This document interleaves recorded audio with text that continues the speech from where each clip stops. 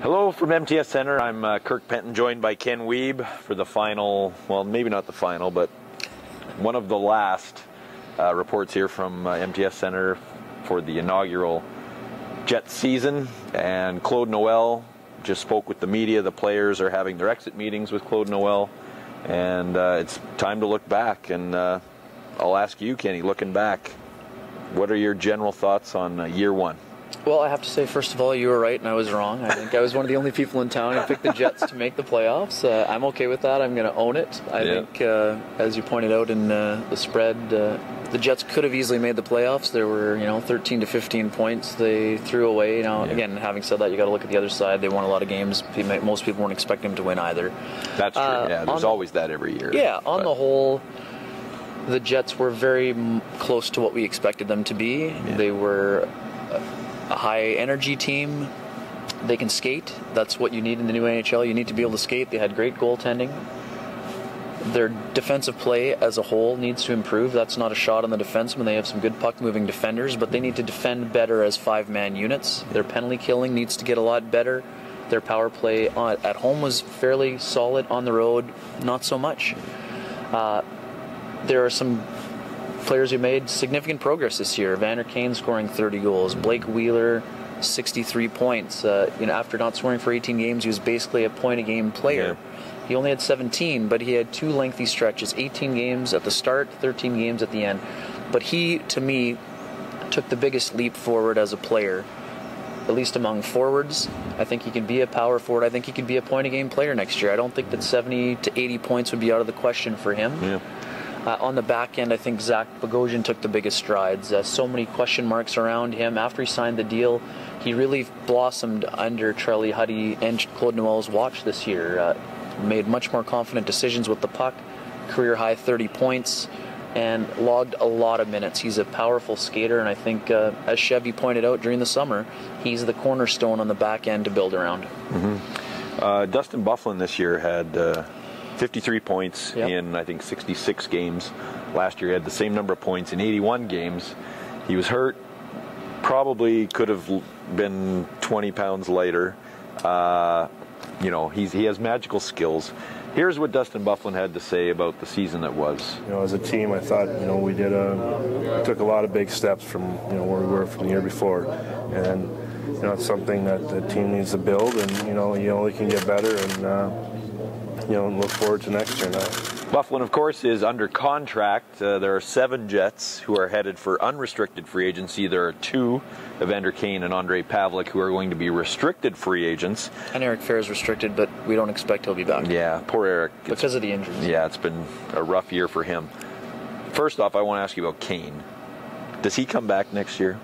Does he want to come back and do the Jets want him, do you think? I think there's no question in my mind that Kane is back. I know there's a lot of people that think he would rather play in a large market where he can be more of a star in a place like LA or New York or even Vancouver, his hometown.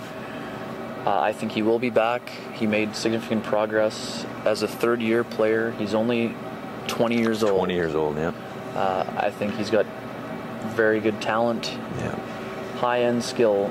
I think he needs to improve his distribution of the puck, create a little bit more for others, but he creates plenty for himself with his speed and great shot. I think he knows what to expect from this market. Yeah. And after the sort of chaos at the start of the year, I thought he handled himself very well. He was more available to the media, and that's good on him for doing that. I know that Kane would probably fetch a lot in return, but who are you going to get back to replace the 30 to 40 goals he can score? So to me, I see Kane being back for sure. I know there'll be teams that call. We know last summer the Philadelphia Flyers wanted to acquire Evander Kane. But the price, So to me, I think he'll be back. I know it'll be very intriguing to watch. And to me, the most important thing, or most intriguing thing, will be the length of the contract and the dollar value. A lot of players want to be paid for potential. Teams want to pay for what you've done for me so far. So depending on how sticky the negotiations get, I think that a deal gets done, but I think you're more likely to see a 2-year deal much like Blake Wheeler and Zach Bogosian signed last summer, then you will see a 5 to 7 year deal like you saw for Doughty, Stamkos, guys of that nature. Especially because the uncertainty of the CBA, they want to eliminate those lengthy contracts, second contracts. Yeah. Before we get to the unrestricted free agents, let's hear what Evander Kane had to say about the season. Had a great time playing here. Like I said, it's a Canadian market, and it makes it pretty easy to come to the rink and have a lot of fun when you know that it's going to be a packed house like that every night. All right, so there are the restricted free agents, and we have 7 unrestricted free agents. Quite the list, not top 6 guys, but a lot of role players, a lot of guys, glue guys, as they say. Who do they need to get back in your mind? To me, Tanner Glass and Jim Slater have to be priorities for them. As you mentioned, those are 3rd and 4th line character guys that are good in the room. Yep. They love playing here. I think those 2 guys shouldn't be very difficult to sign to 2 or 3 year deals at reasonable money. I think Chris Mason is the ideal backup for Andrei Pavlik. He gave you 20 games this year, 14 starts. I think he wants to be back. To me, Tim Stapleton has been a very useful player, but the thing working against him is that he's a smaller player, and the Jets want to get bigger. They need to get bigger, for sure. And that brings us to Kyle Wellwood. Wellwood had a great year, 18 goals. He was 4th in points. Really had a great year. But what's the dollar amount for Kyle Wellwood going to be? You got him for $700,000 last year. He loved playing here as well, but he's been in a position where he's had to take tryouts before. Now he's probably in a position where he can cash in. So how big a factor does that play into it, and how big a contract does he want? As Randy Jones was a useful player, I don't think he's going to be back because the Jets have a lot of depth on the back end. Mark Flood came a long way this year, but if you have Paul Postma ready to play next year, and you have Zach Redmond and Artur Skulda also down there, I think that they may offer. They should re-sign him after making him watch 30 of the last 34 games. And he's proven to be a very useful player. Even Derek Meach was a guy who would have been in the mix other than the 2 knee injuries that he suffered. So it's going to be very interesting. I don't think I missed anybody, did I? No, I think we got everybody there. Kevin Cheveldayoff's going to be a busy man. And the other thing to consider is that there are, I think, another 9 players whose contracts expire at the end of next year for both RFAs and UFAs. Yeah. So he can get started now. The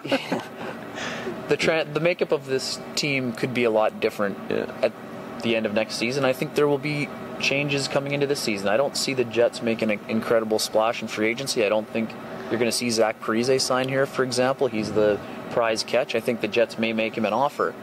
But if he gets to free agency.